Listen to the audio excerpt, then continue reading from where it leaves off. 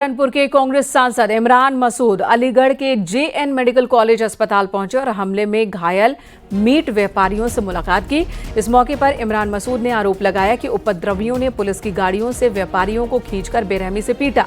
BJP सरकार पर निशाना साधते हुए उन्होंने कहा कि एक तरफ सरकार मीट फैक्ट्री चलवा रही है, दूसरी तरफ मीट व्यापारियों को पिटवा रही है। ये गुंडा माफिया नहीं है तो कौन है? आप ये बताइए, गुंडे माफिया कौन नहीं है? तो आप मीट की फैक्ट्री बंद करा दीजिए। आप फैक्ट्री क्यों नहीं बंद करा देते? आप एक तरफ मीट कटवा रहे हो, दूसरी तरफ लोगों को मरवा रहे हो। अब बंद करा दो उसको। कार्रवाई को लेकर क्या कहेंगे? जिस तरीके की अभी तक कार्रवाई हुई है, देखिए अभी तक तो 4 ही गिरफ्तारी हुई है, सबके खिलाफ सख्त कार्रवाई होनी चाहिए। रासुका के तहत कार्रवाई किस तरह की लड़ाई लड़ेगी इसके दौरान? कांग्रेस इनके लिए आई है। कांग्रेस पूरी तरह से लड़ाई लड़ेगी, यहाँ से लेकर के सुप्रीम कोर्ट तक। जहाँ भी इनको वकील की जरूरत होगी, कानूनी सहायता की जरूरत होगी, कांग्रेस देगी। अलीगढ़ में वीएचपी ने अपने ऊपर लगे आरोपों को खारिज किया। हिंदूवादी संगठन ने कहा कि वीएचपी और बजरंग दल का इस मामले से कोई लेना देना नहीं है। वीएचपी का कहना है कि जांच से पहले किसी नतीजे पर न पहुंचा जाए और दोषियों पर कड़ी कार्रवाई हो। आपको बता दें, पनेटी में मीट व्यापारी से मारपीट हुई थी। संगठन की ओर से कोई भी निर्णय जांच रिपोर्ट आने के बाद ही लिया जाएगा। आरोप है कि मांस को खुले में ले जाया जा रहा था, जिससे इलाके में अफवाह फैली और लोग गुस्से में आ गए। मांस किस जानवर का है, इसकी जांच के लिए सैंपल मथुरा भेजा गया है। और एक नियम यह भी है कि अगर मीट किसी ओपन गाड़ी में नहीं जा सकता, गाड़ी या तो फ्रीजर वाली हो या उसमें बर्फ लगी हुई हो। और जो घटना हुई है उससे 10-15 दिन पूर्व इसी प्रकार की घटना हुई थी और यही गाड़ी थी। तो लोगों के अंदर ये एक अफवाह आई कि दोबारा ओपन गाड़ी में मीट जा रहा है, वो गौवंश का है। क्षेत्रीय लोग उसमें आक्रोशित हो गए, वो इस प्रकार की घटना हुई, उसका हम समर्थन नहीं करते।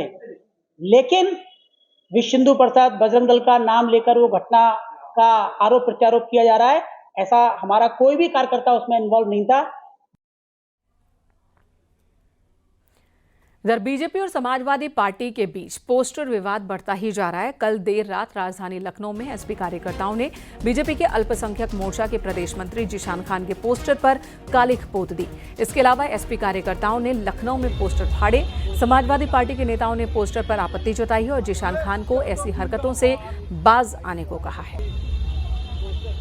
आदरणीय अखिलेश यादव जी के ऊपर लगातार मेन चौराहों पर लगाकर टिप्पणी की जा रही है, उससे हम लोग पूरी तरीके से आहत हैं। और आज हम सभी लोग मिलकर जो पोस्टर लगाए, उनके पोस्टर पे कालिख पोतने का काम किया हूं। और यह भी चेतावनी देना चाहता हूं आप सभी मीडिया बंधुओं के द्वारा कि अगर ये लोग नहीं माने तो सामने से कालिख पोतने का काम करूंगा। और अब 2 तस्वीरें आपको दिखाते हैं इसी वाक्य से जुड़ी हुई, जहां पर जिशान खान ने पोस्टर लगवाई थी, जिस पर समाजवादी पार्टी के नेताओं ने कालिख पोती है। ये 2 विवादित पोस्टर बताया जा रहा है इसे। दरअसल डीएनए को लेकर सोशल मीडिया पर एक जंग छिड़ गई है। उत्तर प्रदेश के डिप्टी सीएम ब्रजेश पाठक और पूर्व मुख्यमंत्री अखिलेश यादव के बीच, और इसी लड़ाई में बीजेपी के कुछ नेता कार्यकर्ता भी कूद पड़े हैं। उनके डीएनए में जरूर खोट है, यानी कि ब्रजेश पाठक की बात का समर्थन करते हुए एक विवादित पोस्टर बीजेपी नेता की तरफ से लगाया गया, जिस पर कालिख पोत दी गई जिशान खान के तस्वीर पर समाजवादी पार्टी के लोहिया विंग के कार्यकर्ताओं की ओर से। तो डीएनए को लेकर सियासी संग्राम बढ़ता ही जा रहा है।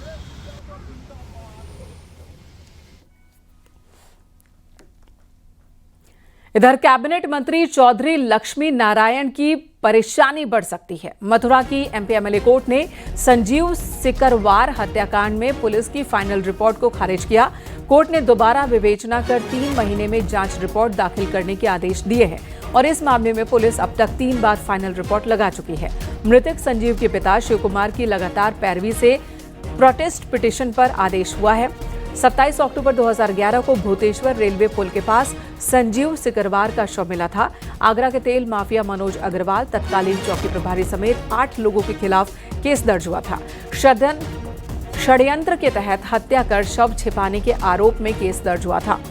तेल के काले कारोबार के खिलाफ लगातार आवाज उठा रहा था मृतक संजीव सिकरवार। परिवार का कहना है कि यही वजह है कि बड़े लोगों ने उसकी हत्या करवाई है।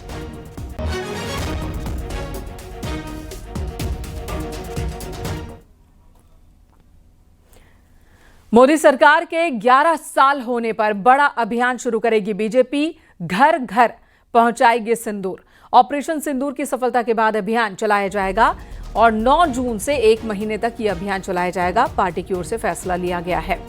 ऑपरेशन सिंदूर को हाल ही में अंजाम दिया गया भारतीय सेना की ओर से और अब बीजेपी इस मोमेंटम को बरकरार रख रही है। ऑपरेशन सिंदूर की सफलता के बाद पहले तिरंगा यात्रा निकाली गई और अब हर घर सिंदूर पहुंचाने के अभियान की शुरुआत की जा रही है।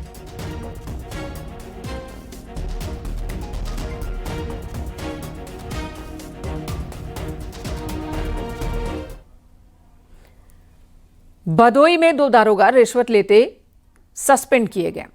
भदोई कोतवाली में तैनात दारोगा दिलशाद खान और सुभाष पर जमीन विवाद के मामले में रिश्वत लेने का आरोप है। थाना परिसर में रिश्वत लेते इनका वीडियो सोशल मीडिया पर वायरल हुआ, जिसके बाद एसपी ने दोनों को ही सस्पेंड कर दिया। दोनों के खिलाफ मुकदमा दर्ज हुआ है।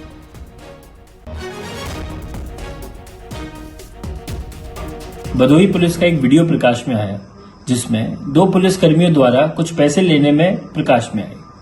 इसके बाद जब जांच पड़ताल की गई तो यह पता चला कि 2 उप निरीक्षक के द्वारा भदोही थाने पर कुछ एक जमीनी विवाद को सुलझाने के लिए पैसे लिए गए थे। इमीडिएटली पुलिस अधीक्षक भदोही द्वारा इनको सस्पेंड किया गया एवं आज वादी के द्वारा तहरीर लेकर भदोही थाने पर 261/25 मुकदमा धारा भ्रष्टाचार निवारण अधिनियम 7/13 के अंदर मुकदमा पंजीकृत किया गया है। इसके आगे विधिक कार्रवाई की जाएगी। और इस वक्त बड़ी खबर, लौटा दिया गया फिल्म सिटी का लेआउट प्लान। यमुना अथॉरिटी ने इस प्लान पर आपत्ति जताई और इसे लौटा दिया है।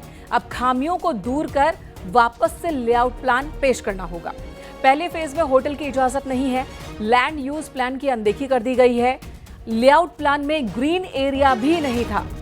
वेब्यू और भूटानी ग्रुप मिलकर फिल्म सिटी बना रहे हैं और बोनी कपूर की ओर से लेआउट प्लान पेश किया गया था। यमुना अथॉरिटी को सबमिट किया गया था, लेकिन अब अथॉरिटी ने लेआउट प्लान को खारिज कर दिया, लौटा दिया और कहा कि इसे ठीक कर, दुरुस्त कर फिर से पेश करें।